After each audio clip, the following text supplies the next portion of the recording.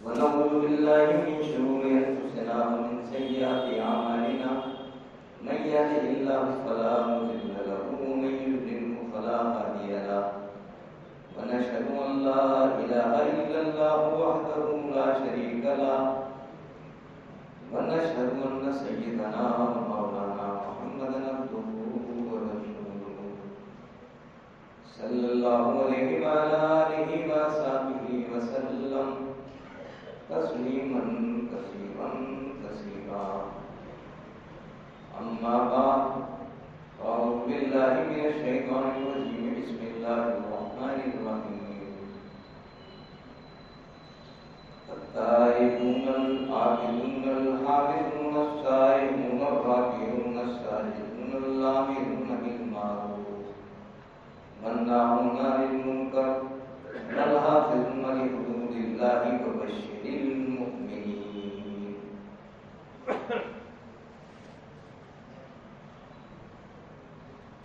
محترم دوستو،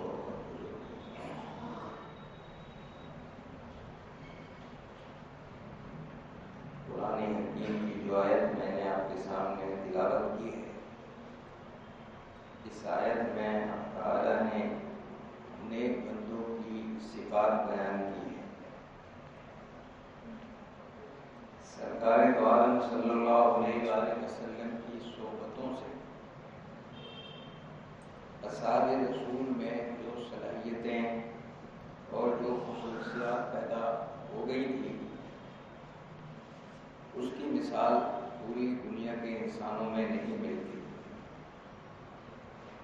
چنانچہ محدثین کی اور علماء حق کی یہ رائے ہے کہ اس دنیا کا کوئی بڑے سے بڑا غنی بھی ادنا سے درجے کے صحابی کی برابری نہیں کر سکتا۔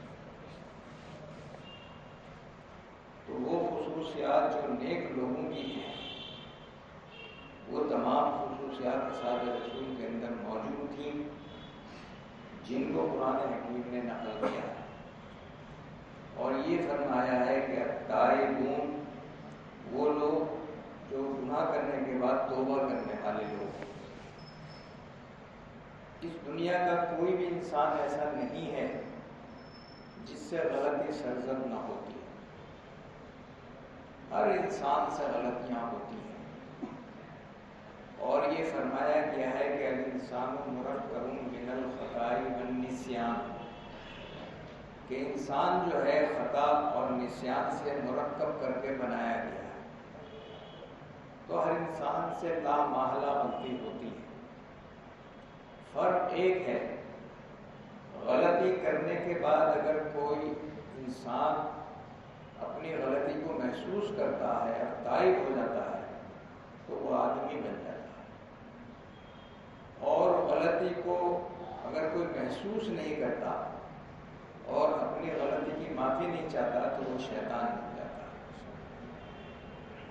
غلطی حضرت آدم نے بھی کی تھی اور غلطی شیطان نے بھی کی تھی۔ حضرت آدم علیہ السلام نے جب اپنی غلطی کو محسوس کیا، حق تعالیٰ کے سامنے گر گڑائے اور حق تعالیٰ سے اپنی غلطی کی معافی چاہی، تو نہ صرف یہ کہ حق تعالیٰ نے ان کی غلطی کو معاف کیا بلکہ ان کو نبوت بھی عطا کی۔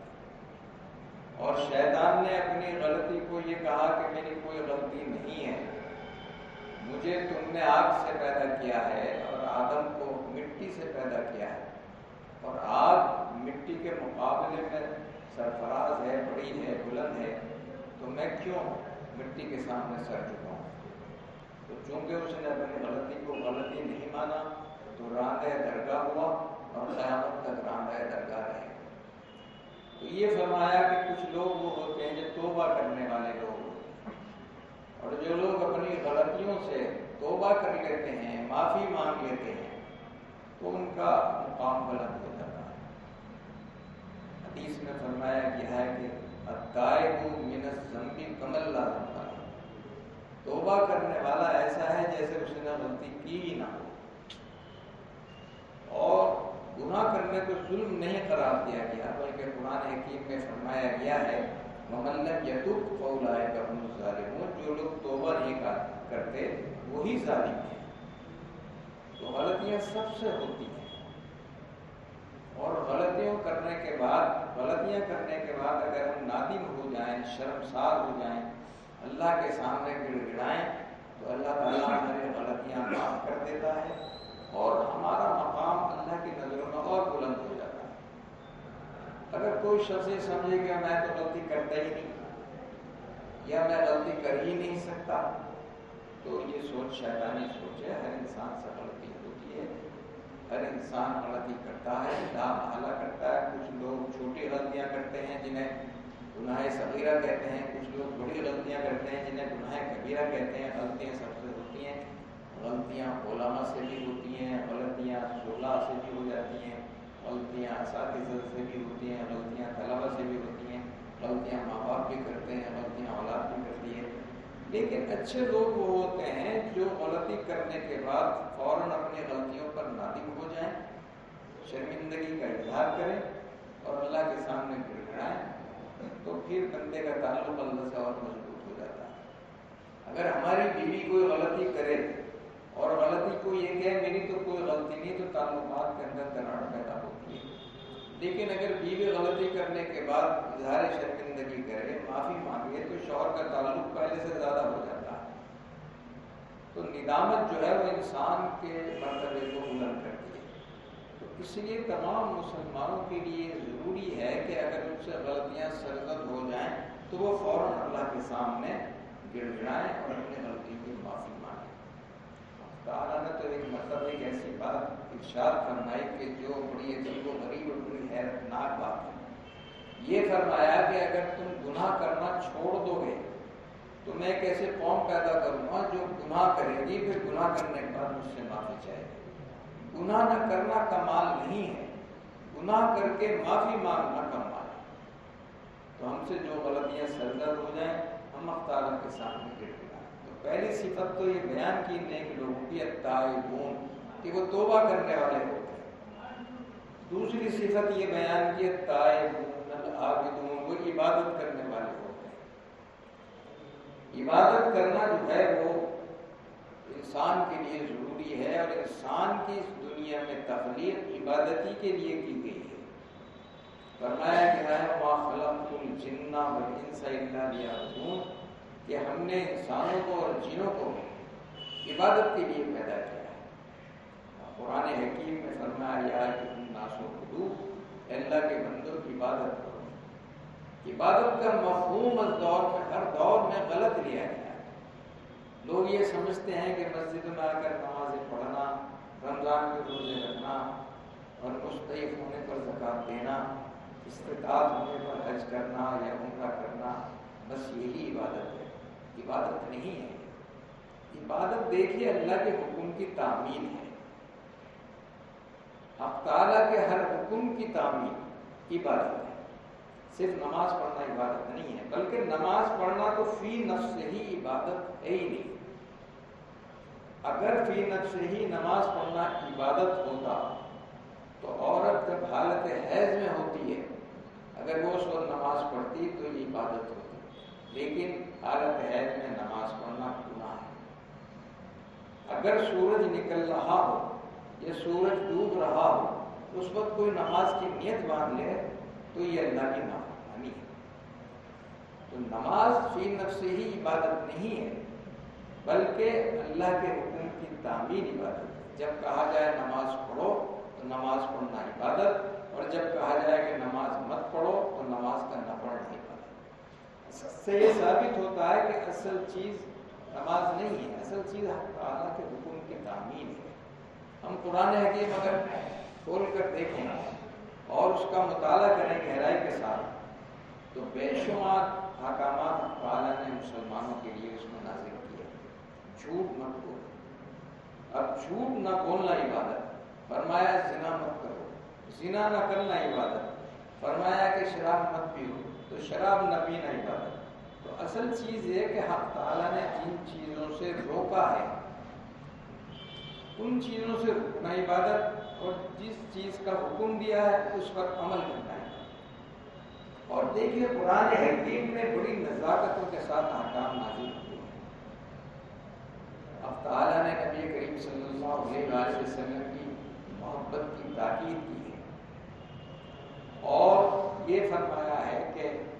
تم محمد سے محبت کرو گے تو میں تم سے محبت کروں گی. محمد سے وفا تو نے تو ہم تیرے ہیں. یہ جہاں کیا چیز ہے وہ لوح قلم پہ ہے، لیکن جہاں احکامات کی تعمیل کا ذکر ہے وہاں محمد کی تعمیل کا ذکر نہیں ہے. کہیں نہیں فرمایا پورا قرآن میں کہ میری اطاعت کرو اور محمد کی بھی اطاعت کرو. پورا قرآن میں کہیں نہیں. اگر کہیں ہے تو یہ ہے من یطع الرسول فقط اطاع اللہ. رسول کی اطاعت کرو گے تو یہ اللہ کی اطاعت ہوگی. یہ فرمایا کہ یا ایھا الذین آمنوا اطیعوا اللہ واطیعوا الرسول. اے مسلمانوں اللہ کی اطاعت کرو اور اللہ کے رسول کی اطاعت کرو. یہ نہیں فرمایا کہ اللہ کی اطاعت کرو اور واطیعوا محمد اور محمد کی اطاعت کرو. اللہ کی اطاعت ذاتی طور پر کی جاتی ہے اور محمد صلی اللہ علیہ وسلم کو ہم اس لیے چاہتے ہیں کہ وہ آپ اللہ کے رسول ہیں. اللہ کے رسول نے جو کہا اور ہم نے اگر اس کی اطاعت کی، اللہ کے رسول ہی کی اطاعت ہے. لیکن دیکھیں کتنی تکلف کے ساتھ قرآن حکیم میں احکامات نازل ہوئے. یہ فرمایا وما آتاکم الرسول فخذوہ وما نہاکم عنہ فانتہوا. یہ نہیں فرمایا وما آتاکم محمد. نبی کریم صلی اللہ علیہ وسلم کی دو حیثیتیں تھیں. ایک تو آپ محمد تھے، بحیثیت محمد بھی آپ کا مقام بہت بلند تھا، لیکن اطاعت کے قابل آپ اس لیے تھے کہ آپ کو رسالت سے سرفراز کیا. ایک مرتبہ تعالی سے نبی کریم صلی اللہ علیہ وسلم نے پوچھا کہ آپ نے نبیوں کو مختلف قسم کی دولتیں عطا کی. موسیٰ علیہ السلام کو کلیم اللہ کہا، حضرت ابراہیم کو خلیل اللہ کہا، اور حضرت داؤد علیہ السلام کو یہ معجزہ دیا گیا کہ ان کے ہاتھ میں لوہا آ کے موم بن جاتا تھا، اور حضرت موسیٰ علیہ السلام کسی مردے کو اگر چھو لیتے تھے تو وہ زندہ ہو جاتا تھا. تو نبی کریم صلی اللہ علیہ وسلم نے پوچھا مجھے کون سی خاص چیز آپ نے عطا کی؟ تو اللہ تعالیٰ نے فرمایا کہ ہم نے تجھے وہ دیا جو کسی نبی کو دیا، اور فرمایا کہ ورفعنا لک ذکرک، ہم نے تیرے ذکر کو، تیری یاد کو بلند کیا. اس دنیا میں جب کہیں میرا ذکر ہوگا تیرا ذکر ضرور ہوگا. اگر دنیا میں اذانیں ہوں گی اشہد ان لا الہ الا اللہ کہا جائے گا تو وہ اشہد ان محمد رسول اللہ کہا جائے گا. اگر دنیا میں نمازیں ہوں گی، کوئی اگر تحیات پڑھے گا ہمیں یاد کرنے کے لیے تو تجھ پہ ضرور بھی بھیجے گا. اور اللہ تعالیٰ نے تو یہ تک فیصلہ فرما دیا قیامت تک کہ اگر کوئی دعا جو خالصتاً دل کی گہرائیوں سے تڑپ کر مجھ سے کی جائے گی اور اس دعا کے شروع اور آخر میں تجھ پر درود نہیں بھیجا جائے گا تو میں اس دعا کو رد کر دوں گا، اسے قبول نہیں کروں گا. اللہ تعالیٰ نے نبی کریم صلی اللہ علیہ وسلم کو کتنی بڑی دولتیں عطا کی، لیکن قرآن حکیم میں یہ فرمایا گیا کہ تمہاری اطاعت بحیثیت رسول کے ہے، بحیثیت محمد کے نہیں. تو اللہ تعالیٰ نے ہمیں جن باتوں کا حکم دیا ہے ان کی تعمیل کرنا یہی عبادت ہے. آج ہم نماز روزے کے پابند ہیں، عمرے بھی بہت ہو رہے ہیں، حج بھی بہت ہو رہا ہے، زکاتیں بھی لوگ دیتے ہیں، لاکھوں مدرسے ہیں. دیوبندی خیال کے مدرسے پورے ہندوستان میں 70 لاکھ سے زیادہ ہیں، اور دارالعلوم دیوبند کا بجٹ 40 کروڑ روپے سالانہ ہے. تمام مدارس کا بجٹ کتنا ہوگا اندازہ نہیں کیا جا سکتا. یہ سب مسلمانوں کی زکات سے ادا ہوتا ہے. لیکن ایک چیز ہمارے اندر سے ختم ہو گئی ہے، وہ ہے اللہ کا ڈر. اللہ کا ڈر ہمارے دلوں سے نکل گیا. مسجدوں میں بھی ہم اللہ سے نہیں ڈرتے، عمرے کے دوران ہم مکہ اور مدینہ میں اللہ سے نہیں ڈرتے. اللہ کا ڈر ہمارے دلوں سے نکل گیا، اور اللہ کا ڈر ہی اللہ کے سامنے جھکنے پر مجبور کرتا ہے. تو عبادت جو ہے وہ اللہ تعالیٰ کے حکم کی تعمیل ہے. جن جن باتوں کا حکم دیا گیا ہے ہم ان باتوں کو اہمیت دیں تو ہم اللہ کے نیک بندے اور عبادت کرنے والے بندے قرار پائیں. اس کے بعد فرمایا حامدون، نیک لوگوں کی ایک صفت یہ ہے کہ وہ تعالیٰ کی تعریف کرتے ہیں. دیکھیے حق تعالیٰ کی تعریف سے اس کائنات کا آغاز ہوا، حق تعالیٰ کی تعریف پر اس کائنات کا